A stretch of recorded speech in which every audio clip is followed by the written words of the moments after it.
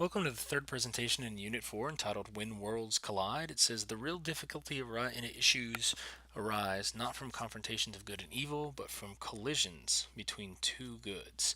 And you see the world is a famous movie poster called When Worlds Collide. So, the learning goals for this particular presentation is that the students should be able to describe momentum as a conserved quantity in collisions, and that you conceptually distinguish between elastic and inelastic collisions.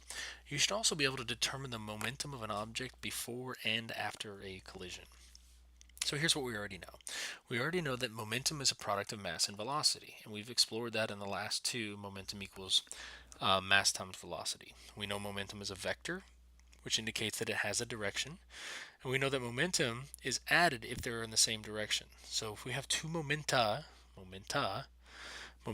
are added if they're in the same direction. So if you have momentum 1 and momentum 2, that means those are in the same direction, then you can solve for the total momentum. You can also find the total momentum if they're in opposite directions by subtracting the two. So here's what we learned in the lab. The values of individual momentums can change, but the momentum is conserved for the system. So if you were to take a look at this may initially have a momentum of 10 and this may have a momentum of 0. Well, after the collision, this can be 2 and 8, but regardless, it has to add up to the original values. So we also learned that objects will bounce when the elasticity is 100% and that objects will stick together when the elasticity is 0%. Momentum is a conserved quantity. A closed isolated system results in momentum being conserved, and we talked about a closed isolated system in the last one. That means that there is no friction present. Conservation means the magnitude of momentum is unchanged. So if you originally have 0 momentum, no matter what you do, you can have 500 momentum, but then you're going to have minus 500 on the other side. And it's going to have to add up to that original value. So you cannot change the total momentum of a closed isolated system. There are two types of collisions that we're going to look at. The first one is called an inelastic collision, and that's where you have objects that stick together. The common example that you have here is if you ever have like some clay or some Play-Doh or something like that, and you throw it at a wall or you throw it at a block, the clay or the Play-Doh will stick to the block, making them become one object. Okay, so that's an example of an inelastic collision. An elastic collision is where something bounces off. Now, whenever something bounces off, it's pretty easy to see, like a soccer ball comes in, hits you on the head, and then bounces off. That's an example of an elastic collision. Now, something that is unique to an elastic collision is that kinetic energy is also conserved. So that's something that's very, very different from an inelastic collision. Most collisions are somewhere in between. You generally don't have 100% elastic or 100% inelastic. Usually it's some sort of in between. These are the two extremes.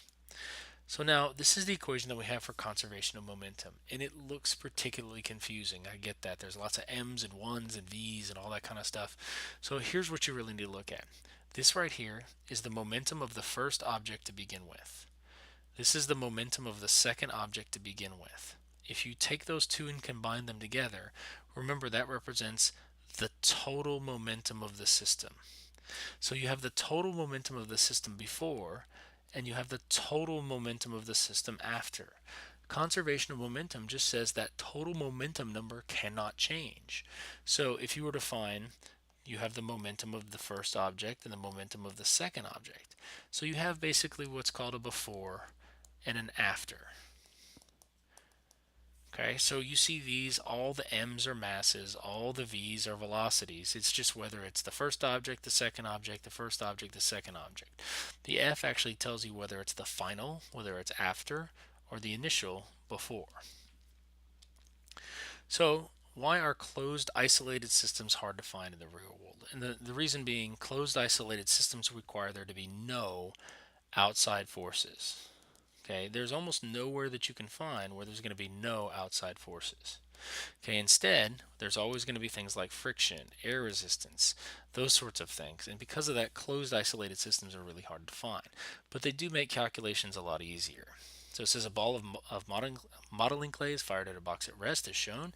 Describe the type of collision. This elastic clay is going to, or excuse me, this clay is going to stick to the box, and as a result of that, you're going to form what's called an inelastic collision. Now, the question says, what describe the velocity of each before and after they hit? Well, before, this thing is going to be moving at a high velocity. Whenever it strikes the box, it's going to stick to the box. So you can treat this box with the clay as one object. As a result of that, it's going to have the same momentum as the clay did before. But the difference is that this box has a greater mass. And as a result, these two objects go together, but they go together at a much smaller velocity. Next, we have a 0.05 kilogram bullet is fired at a 5 kilogram block of wood with a velocity of 100 meters per second. The wooden block is initially at rest. What is the velocity, including the direction of the bullet block combination? So remember, the thing that I have to do is I have to say the sum of the momentum before equals the sum of the momentum afterwards. Now, I've got two objects before.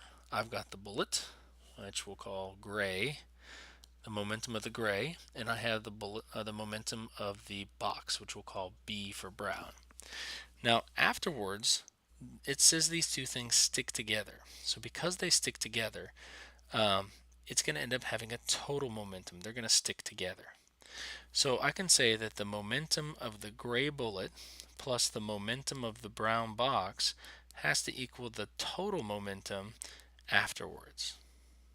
So before I start, I can say, all right, momentum is equal to mass times velocity. So what I'm going to do is I'm going to find the momentum of the bullet. The momentum of the bullet is going to be mass times velocity, or in our case, 0.05 times 100. That's going to give me a momentum of 5 there. I can look at the momentum of the box. The momentum of the box is going to be 0, and the reason is it's initially at rest, which makes the velocity 0. 0 times anything is going to be 0. So that right there tells me that the total momentum on the left side, the gray plus the brown, is going to be 5. So I have 5 equals PT, which tells me that the momentum together is going to be 5. Now I can actually express the momentum of them together as being mass times velocity again. But this time I have to say 5 equals, and I have to say what is the mass of these two objects together. The mass of these two objects together would be 5.05 because the bullet is going to stick in the box. And then I can figure out what the velocity is going to be. When you take 5 and you divide it by 5.05, you end up getting a really number that's close to 1. So you end up getting something that's, it ends up being about 0.99. So the velocity ends up being 0.99 meters per second. Now this says proficiency, but it's really more of a mastery level question. If I would have asked you for what the total momentum was, that right there would have been more of a proficient level question. Finally, it says two pool balls collide in a perfectly inelastic collision, as shown below. What is the velocity of each after the collision? So the first thing you want to know is the velocity of each. It's going to be the same. So if you solve for one of them, it's going to be the same as the other one. So I have the momentum of the white ball, and I have the momentum of the red ball. So the momentum of the white ball is going to be 10 times 1.5, and I know the momentum of the red ball is going to be 1 times 20. So what I can say is I can say the momentum of the white ball is 15. I can say the momentum of the red ball is 20. Because they are moving in opposite directions, I'm going to have to subtract the two. So I'm going to take the larger one and I'm going to subtract the smaller one. So I'm going to say 20 minus 15. And that's going to give me the sum of my momentums to be 5. Now, the one that wins in this collision is the one that has the higher momentum. The higher momentum is 20, so the direction here is going to be to the left. Now that's the sum of my momentum, but the question says when these two things collide, how fast are they going to move? So what I need to know is I've got my sum of my momentum, and that is going to equal them stuck together. When they're stuck together, I can say that the mass of them stuck together is 2.5. So I can say the total momentum is 5, and that is going to equal 2.5 times v. Divide both sides by 2.5, and you end up getting the velocity of the two is going to be 2 meters per second to the left.